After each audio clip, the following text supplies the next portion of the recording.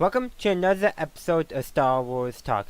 I'm Jon Berry, and in today's episode I shall endeavor to explain how Rey is the embodiment of the Star Wars fan base. Before I get too much further into this episode is inspired by and based off of a video put out by the YouTube channel E.C. Henry. The video is entitled Rey Represents Star Wars Fans, Star Wars Theory in parentheses. I encourage you to go and check out his video once he has finished watching mine, because I think many of you might find that a nice little alternative explanation and a little bit different than how I do it, but please watch mine first. Additionally, this video is in partial response to a comment on my video entitled A New Theory on Rey's Parents, Star Wars Talk. The comment read, and I quote, "It's all just shit, John. Better franchises to care about than Disney's Star Wars. I am done with this franchise. Rey is just one of the worst characters ever written." Unquote. I, of course, countered the comment, but instead of reading my response verbatim to you in this video, I have decided to expand on my response and provide better evidence and reasoning in support of my conclusions.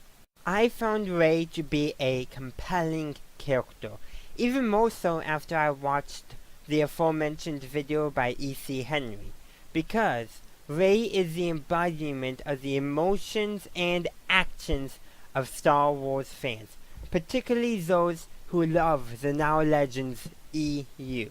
On Jakku, Rey is abandoned by her family and lives among the relics of the past, scavenging through them for anything of value that she attempts to sell. With Disney's acquisition of Lucasfilm, the whole canon of the EU was wiped away.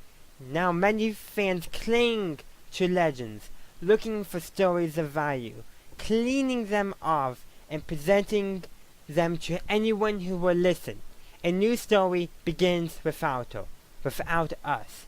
We still hold on to the relics of the past, where the new story comes knocking on our doors, though we all still cling to the hope that the EU will come back, as Rey clings to the hope that her family will come back. Us and Rey attempt to run away from this new story, to get back to Jakku, to await her family, while we attempt to retreat further into Legends, since we all do not want to invalidate, or worse, forget what we are waiting for, what we are hoping for. Maz Kanata tells Rey that whoever she is waiting for on Jakku, that they are not coming back, that the belonging she seeks is not behind her, but ahead of her. This is also telling us fans that Legends are not coming back, though there's always some truth in them. That we all need to move on and accept these new stories, or new life situations in the case of Rey. Then we embrace the new. But something happens. For us fans, that was The Last Jedi. For Rey, that was within the plot, the story of The Last Jedi. Rey goes to find Luke Skywalker in The Last Jedi, and he is not at all what she expected, just as how Luke was not the Luke us fans were expecting.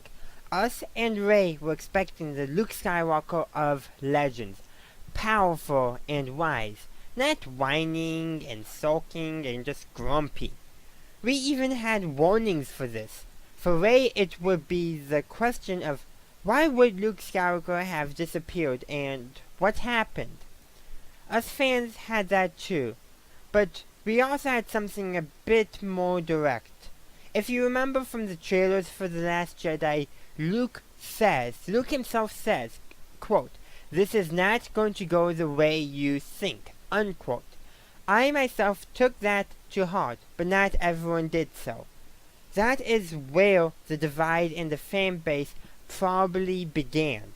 And that divide is represented in Rey by how she is stunned and flabbergasted by how Luke was dismissive and not totally interested in what she had to say, until he learns about that Han has died, and by Kylo Ren, Ben Solo, no less. But even then, the tension remains.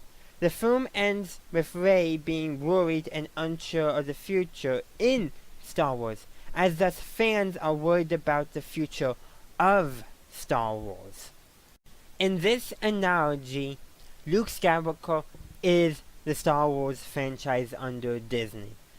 And something I did not realize till I sat down and wrote the script for this video, Luke's return to embody his legend in the film and sacrifice himself to allow the resistance to escape represents the return of beloved Legends characters such as Thrawn and the announcement of the return of the Clone Wars for a satisfying conclusion. If one was to narrow the representation of Luke as the Star Wars franchise on Disney to just the Clone Wars, his sacrificial end after a long period of absence is the same as the Clone Wars returning for a proper conclusion to its story.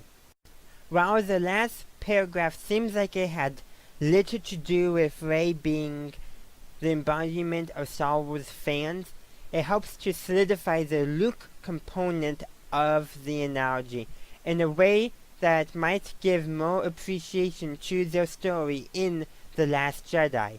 In next week's episode of Star Wars Talk, I will have a character analysis of Luke Skywalker in The Last Jedi. That concludes today's episode of Star Wars Talk. My question for you today is, what did you think of this series that Rey is the embodiment of the Star Wars fanbase, that she is an audience surrogate archetype in The Force Awakens and in The Last Jedi? Let me know in the comment section down below. If you enjoyed my video, please give a like and subscribe to my channel for future Star Wars content and more. And while you're down there, why not click the bell to be notified of when my future videos come out. Do consider following me on Facebook, Twitter, and Google+. Also consider supporting me on Patreon. In reward, you get extras such as access to my scripts and bloopers. Links are in the description. Thank you for watching, and as always, have a good day, a good night, wherever you are.